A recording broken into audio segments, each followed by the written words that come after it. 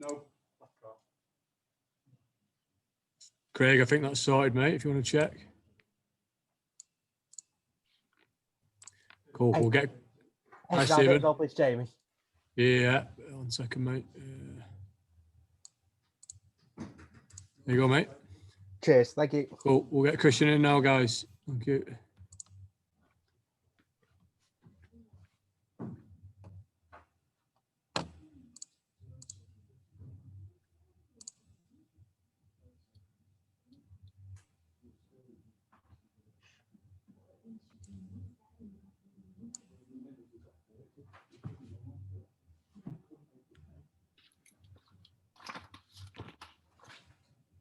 Hi, Christian, can you hear me?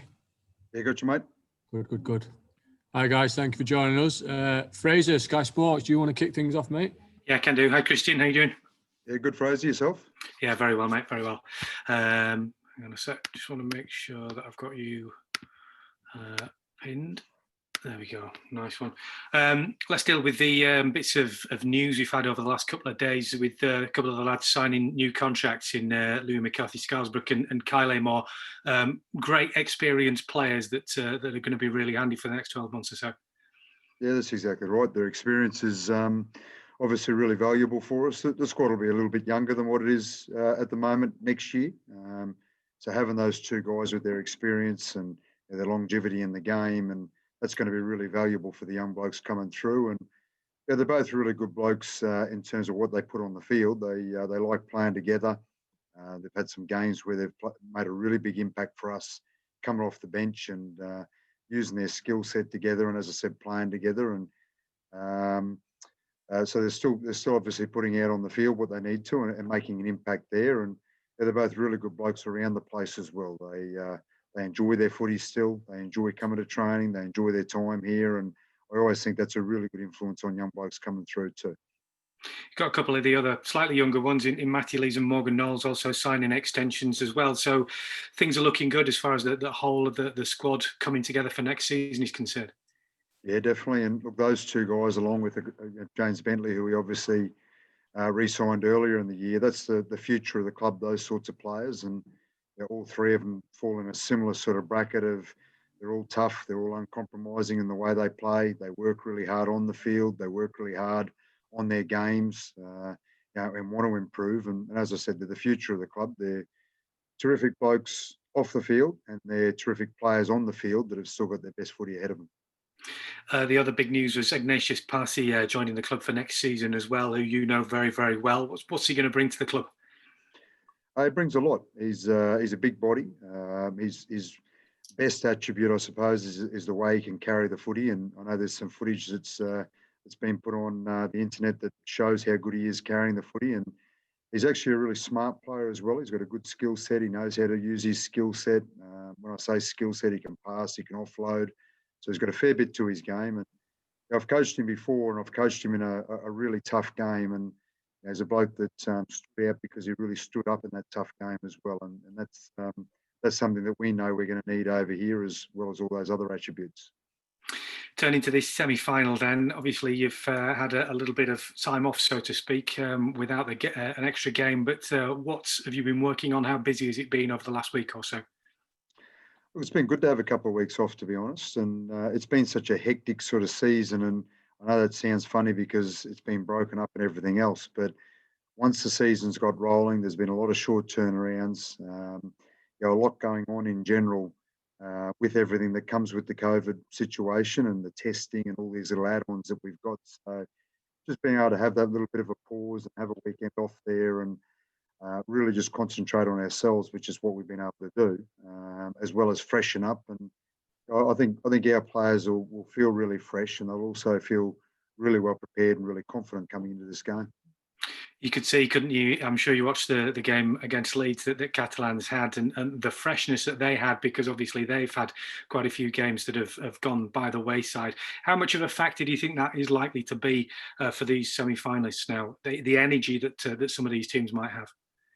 I think both semi-finals, what we have seen is a really high intensity, really high energy game and for really long periods as well. And that's what finals footy is. And they've been really high quality too, I thought, both games. So just having that freshness and having that energy is certainly going to be a benefit to everyone, and it'll be a benefit to us, that's for sure. And I think the type of footy you're seeing at the moment is the type of footy that we thrive in as well. That again, that high energy, back and forth sort of footy, really high intensity, and I just can't wait for our blokes to get out there. I know they're chomping at the bit as well, because it's the time of year that you want to be playing. It's the time of year that you get your best footy, and that's what I'm looking forward to seeing. How impressed were you by that Catalans performance against Leeds? I thought they did a really good job. Their first 15 or 20 minutes, they certainly started with a good intensity, and their intensity seemed to catch Leeds by surprise a little bit there, I thought. And Leeds deserve a lot of credit as well for making a game of it from there on in, and certainly had their periods as the game went on. And as I said before, I thought it was a really good game of footy. Obviously, there were a couple of contentious decisions, or perhaps lack of, during that game, and they've got a couple of players who could well be facing lengthy disciplinary proceedings. Have you got any concerns about how Catalans might approach this game? Oh, look, no, not really. I think they'll come with a blueprint that they probably thought was successful for them on the weekend, and I'd say that'd be a little bit similar to how they've approached finals in the past through Challenge Cup and things like that. So, I don't think the disciplinary stuff has any effect or changes things there. Obviously, you want your best players playing, and whoever they throw out, it's a big occasion for them. They're going to be at their best for it, and it's a big occasion for us as well, and we're certainly going to be at our best. So it's going to be a great game of footy. Just finally from me, as far as your squad is concerned at this moment, is everybody fully fit and ready and raring to go? Yeah, definitely. Aside from Mark Percival, who's obviously out for the season, everyone else is available. It's the healthiest that we've been all year, and we haven't been able to put the same team on the field at any stage twice this year. So it's great to have absolutely everyone to pick from, and we're looking forward to that as well. Great stuff. Thanks, Christian. No worries. Thank you. Thanks, Fraser. Chris, ITV, anything from you, mate? Yeah, just a couple. Christian, just one thing that I think could be said about Catalan Dragons with regards to the disciplinary side of things is that they like it physical. They like to provide a really physical challenge. Is that something that the boys are talking about and excited about, facing that this week? Yeah, look, I think it's a fair comment. They were really physical on the weekend, weren't they? And again, particularly in that first 15 or 20 minutes. So I thought that was part of how they got on top in that period. And I think it is something that really excites our blokes as well. They're all footy players. They're all elite level footy players. And you play the game because you like that physicality. And it's really important that we match that. And it's also really important that we use our skill set and our attributes because we've got plenty to our game on top of that too. And playoff time and sort of and cup games and playoffs, particularly this time of year, it's a time when you learn a lot about the players in your camp. What are you hoping to see from your players this week? I think what we've done throughout the year is when we've been challenged with the really big games, we've tended to come up with our better performances. And that's exactly what we want to see this time of the year. And the season this year started in November, and we're almost at the end of November, and it's still going. It's been over 12 months. And the reason you do all that hard work and everything that goes through a pre-season, and then this year everything that went through a lockdown, and it's obviously for every club been a really up and down, difficult sort of season with lots of new challenges. You go through it all so that you can be playing at this time of the year. So what we want to see is the blokes really enjoy what they're doing and enjoy it by being at their best and knowing that everyone is on the same page and want to work just as hard as they. Just finally, will you keep an eye on the other semi-final? I know you'll only focus on your own team and getting your own team to the grand final, but a lot of neutrals would really love to see a Wigan Saints derby in the grand final. Well, look, you always, of course, I'm going to watch it. It's as I said before, it's the time of the year that you get the best games, you've got the most excitement. Everything's on a bit more of a knife edge. So, I'll certainly watch that and watch with interest. But like you said, our focus will be fully on Friday night, that's for sure. Perfect. Good luck for it. Thank you. No worries. Thank you. No problem. Thanks, Chris. Radio, Steve Roberts, BBC Radio Merseyside. Yeah, thanks, Christian. No, just a general question from me, just one, my friend. big week in front of you for everybody at the club. Everybody will have their own jobs to do, you, the players and whatever. Is there any room at all for you to get any excitement, genuine excitement out of all this that's coming? Do you mean me personally? Yeah, you personally. Yeah. Is there any room for excitement? Are you having a go at me there, Steve? Or, No, is there?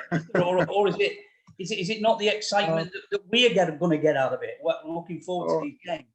Look, there is genuine excitement. Sorry. I think once we knew who we were playing this weekend, I know myself driving in for work the next day or to training the next day, there's certainly a little bit of a buzz about it and that little bit of excitement and added excitement. And just walking in and seeing how the players are and how they have been all week, you can tell that there is that real excitement. There's a real energy about wanting to be here. There's a real energy about training and a real concentration around training as well. And that's how I know that we're ready to go, and that's how I know that our blokes are chomping at the bit and well prepared for what's coming up. And you want them to enjoy that as well. It's a challenge.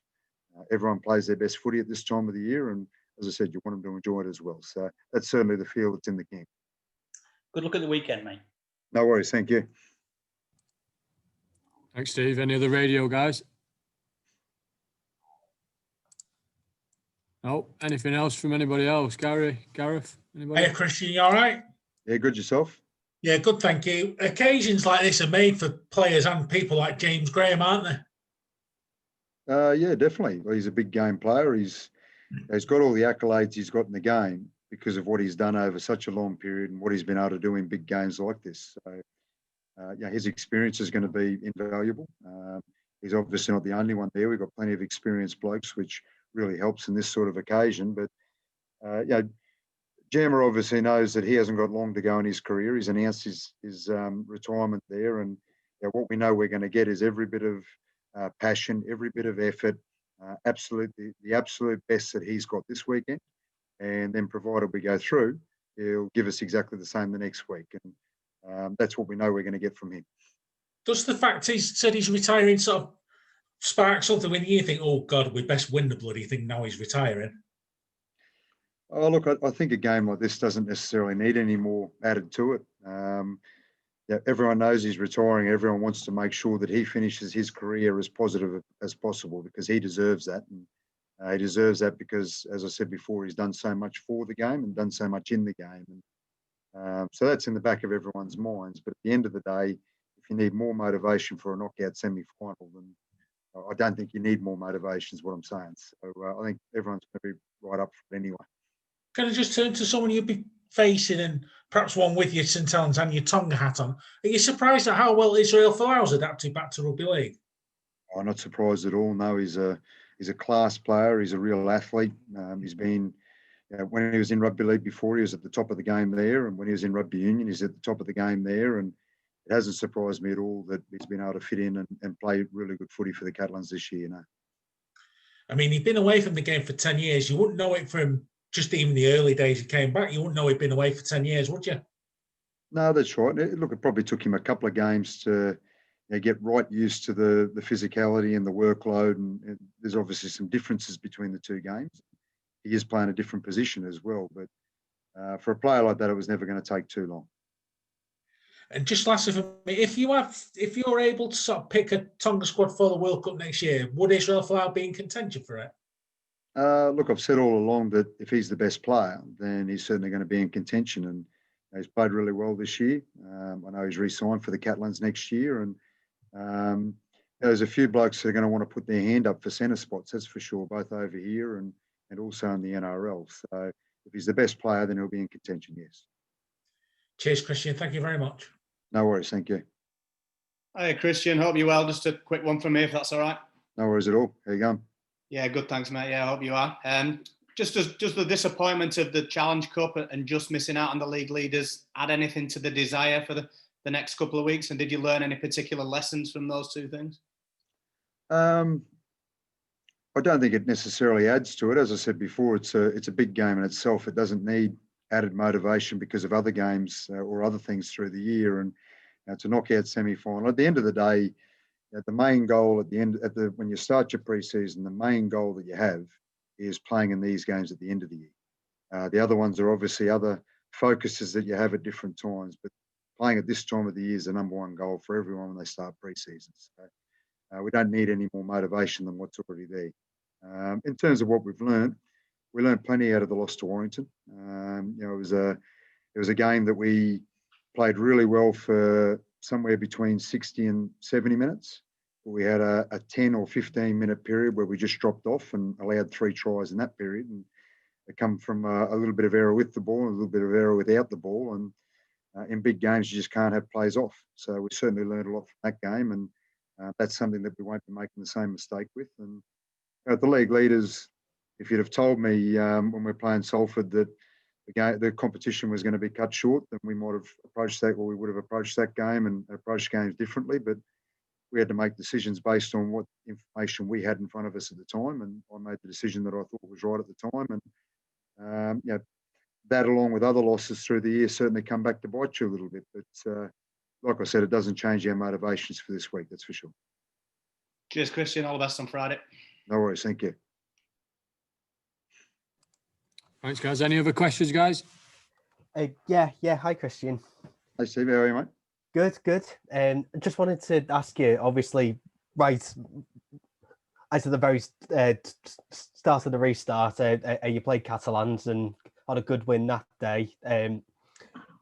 Obviously on that day, the Dragons, in particular, give a good account of themselves, but it was the start of you going on that really good run of form. Is that game one you're going to look at to get inspiration from?